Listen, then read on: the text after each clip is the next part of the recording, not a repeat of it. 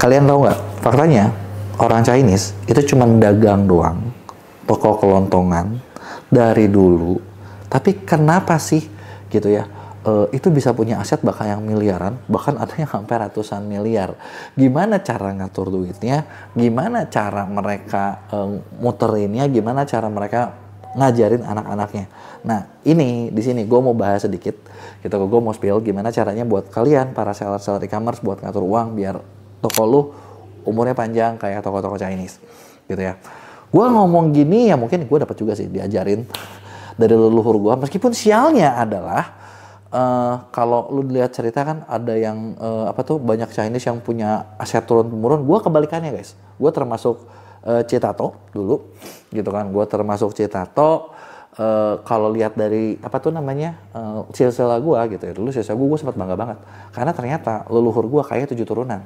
Sialnya bapak gue turunan 8, jadi gue turunan 9 yang kagak kebagian apa-apa gitu kan. Nah, tapi ternyata meskipun kayak gitu ada beberapa insight yang dari dulu gue diajarin dan gue praktekin sekarang, dan jujur itu ternyata ngebantu banget buat bisnis gue makin growth. Dan gue lihat banyak banget seller-seller yang kadang tuh nggak ngerti gitu ya gimana cara ngatur duitnya, yang akhirnya lu untung banyak, duit banyak, tapi nggak kemana-mana juga.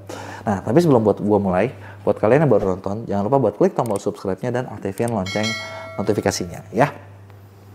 Oke, jadi gimana sih sebenarnya cara dagang yang bener tuh gitu? Karena gini, dulu ya gue ketika gue bangun tim, gue jualan suplemen, gue jadi distributor, gue ngajak banyak orang-orang yang awalnya mereka juga nggak punya apa-apa, terus mereka jualan, punya income yang lumayan, gitu kan, udah mulai dapat untung 5 juta, 10 juta, 20 juta, 30 juta gitu kan, untungnya gitu. Gue tahu gitu profitnya mereka. Tapi yang gue unik adalah, kenapa kalau gue perhatiin, banyak banget, terutama kalau orang-orang Indo, ya, orang-orang lokal, uangnya banyak, mereka tuh asetnya nggak ada. Asetnya nggak ada. Kan kalau kita jual, kita bisnis ya, kita jualan, kita apa, ketika duitnya lagi banyak, itu gampang lah. Lo mau ngapain juga gampang. Bener kan?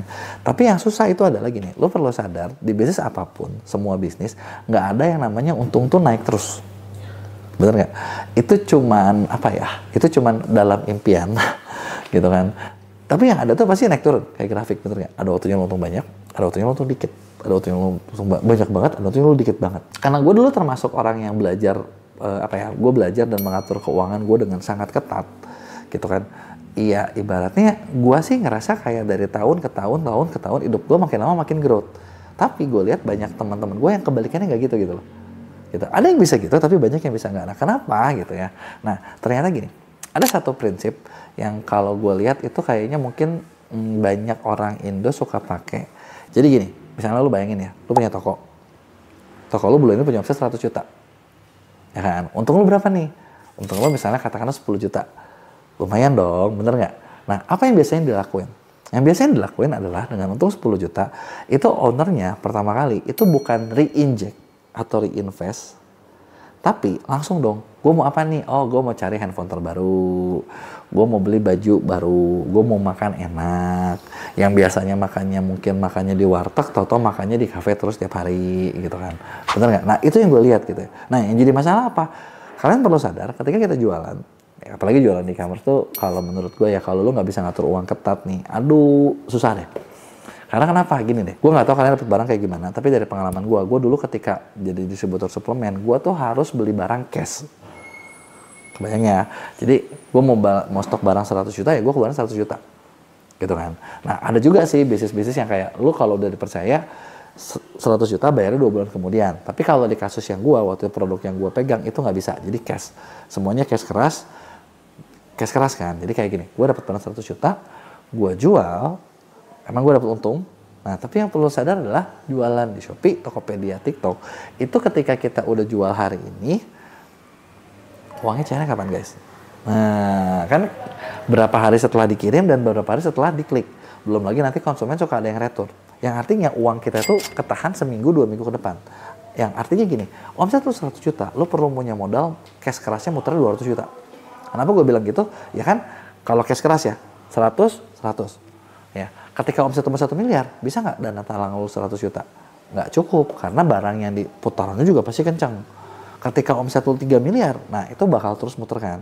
Nah, yang gue lihat adalah ketika misalnya banyak teman-teman itu adalah ketika gini, mereka punya duit, punya profit. Nah, profitnya puterin dulu. Bener, bukan puterin sih, pakai belanja ini, belanja itu, belanja ini gitu kan. Malah kalau nggak salah kemarin belum lama ada salah satu tetangga gua itu kemarin kan ditangkap gitu kan. Gara-gara dia minjem modalnya diputerin buat bisnis, tapi iya maksudnya pasti banyak inilah ya, orangnya tuh yang agak hedon, jadi yang kelihatan punya mobil bagus, punya rumahnya ganti gini gitu, yang artinya apa? Uang tersebut kadang banyak seller tuh nggak bisa pisahin. Ini topik kedua nih ya. Ketika uang lo makin banyak, gaya hidup lo nggak boleh makin tinggi. Dan yang kedua adalah lo harus bisa bedain. Masalah kedua adalah mana uang toko, mana uang pribadi. Kenapa? Karena kalau lo nggak bisa bedain mana uang toko, mana uang pribadi adalah yang simpel adalah gini. Lo jualan, lo dapat untung, lo ngerasa itu untung tuh adalah uang lo semua. Uang lu semua. Dan ketika uang semua, lu pakai semua. Gitu. Apalagi dulu gue pernah bangun sistem reseller, dan sistem resellernya gini, gue ngambil cash biar lebih murah, reseller gue ngambil bayarnya setelah laku. Dan banyak banget nih kampret-kampret zaman dulu ya, yang akhirnya punya utang banyak sama gue. Utangnya kenapa? Gara-gara gini, mereka ngambil, mereka jual, untung kan?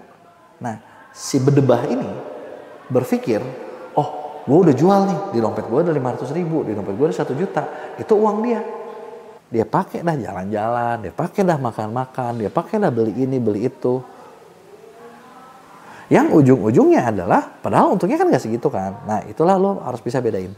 Karena ketika lo gak bisa bedain, yang gue lihat ya dulu banyak tim yang gue bantu, yang bareng sama gue, untungnya banyak, profitnya banyak, tapi kayak mobil gak kebeli, rumah gak kebeli, growth-nya gak kebeli gitu kan. Nah jadi harusnya gimana? Pakailah prinsip simpen dulu, belinya nanti. Sadis gak? Sadis. Keren gak? Nggak keren.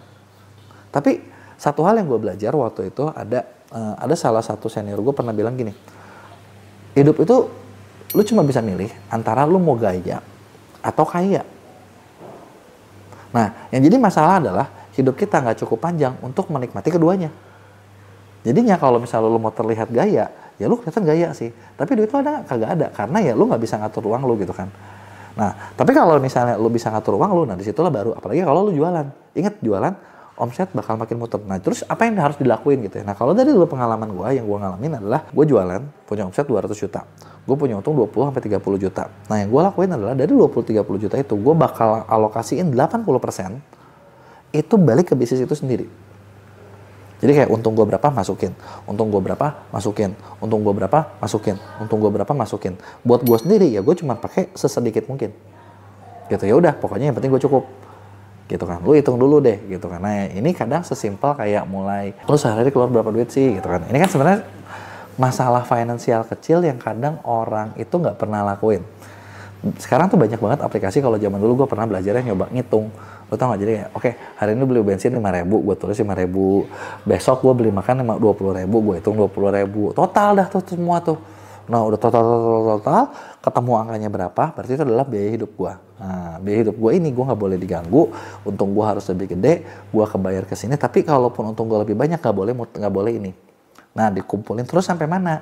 Nah kumpulin terusnya tergantung sih, sampai di level berapa kalian ngerasa cukup. Karena gini, yang namanya bisnis itu kan pasti butuh modal muter. Contoh gini, lu punya modal 100 juta. Ya, 100 juta, palingan lu bisa punya omset 100 juta juga. Atau bahkan 50 juta. Nggak bisa muter dong, barang nggak bisa cepet. Dari 50 juta untung lu berapa sih? Kecil kan? Nah, coba gini, bayangin kalau modal lu 1 miliar. Nah, 1 miliar artinya perputaran itu bisa lebih banyak dong. 2 miliar bisa lebih gede lagi dong. Nah, itulah yang harus diputerin. Biasanya pertama kali yang gue belajar itu adalah ketika lo punya duit, masukin dulu ke bisnis lo, tambah lagi stok barang, tambah lagi stok barang, tambah lagi stok barang, supaya apa? Modalnya kuat. Nah, udah modalnya kuat gitu ya. Nah, barulah di situ lo bisa main. Nah, terus kalau udah modal kuat ngapain? Nah, mulai bikin jaring ketiga. Nah, jaring ketiga tuh gimana? Dulu gue diajarin kayak gini. Oke, lo udah punya bisnis lo udah bisa modalnya makin besar. Karena gini, modal makin besar belum tentu pasti untung makin besar kan. Kalau lagi sepi ya sepi-sepi aja. Tapi modal makin besar minimal lu bisa lebih gerak gitu loh. Nah, yang berikutnya itu adalah gini. Gue diajarin gini, lu tadi kan udah ngitung biaya hidup lu berapa. Biaya hidup lu berapa ini, bisa nggak kalian bikin deposito? Bikin deposito ya, yang nilainya itu adalah 6 bulan dari biaya hidup lu. Misalnya gini, kalau biaya hidup lu 5 juta, berarti lu harus punya deposito nilainya 30 juta. Masukin deposito, diputar terus, jangan pernah ditarik, jangan pernah hitung bunganya, putar aja terus. Nah maksudnya apa? Ini tuh jaring darurat. Kalau satu kali ke depan, lu nggak tahu gimana kalau bisnis lu bermasalah dan lu nggak bisa ngasilin duit. Nah jadi ketika lu nggak bisa ngasilin duit, lu tuh punya kesempatan hidup gitu ya, 6 bulan, ya kan? 6 bulan, dan kenapa 6 bulan gitu? Kenapa nggak sebulan aja? Gini, yang namanya kita bisnis, yang namanya kita jualan, kadang kita tuh untuk membuat sesuatu yang baru tuh butuh waktu kan? Bener nggak? Nah, ketika itu penghasilan kita utamanya lagi stop, jangan sampai lo makan modal. Makanlah si jaring pengalaman ini. Gitu, dan 6 bulan artinya lo bisa bertahan selama 6 bulan, lo bisa mikir, lo bisa melakukan apapun, dan ketika 6 bulan sih harusnya udah cukup ya, maksud gue ya. Lo bisa menciptakan yang baru, barulah bisnis itu jalan lagi. Dan setelah jalan gimana? Masukin lagi tuh, balikin lagi tuh duit jaring pengaman lo. Dan kalau biaya hidup lo naik, balikin lagi juga tuh jaring pengamannya. Gitu, modelnya kayak gitu. Nah, terakhir kadang kita juga bisa ngeposin, kalau yang gue ngalamin ya, kalau lo mau belajar buat lebih kaya gitu ya, lo ngeposin antara investasi lo berapa persen, tabungan lo berapa persen, biaya hidup lo berapa persen, dan kita bisa berhitung berdasarkan persentase. Misalnya, katakanlah biaya hidup lu 5%. Kalau income lu 5 juta, 5% berarti 250 ribu. Bukan biaya hidup ya, biaya jajan kayaknya ya. Tapi gini, lu bayangin, kalau biaya jajan lu itu 5% dan income lu jadi 100 juta.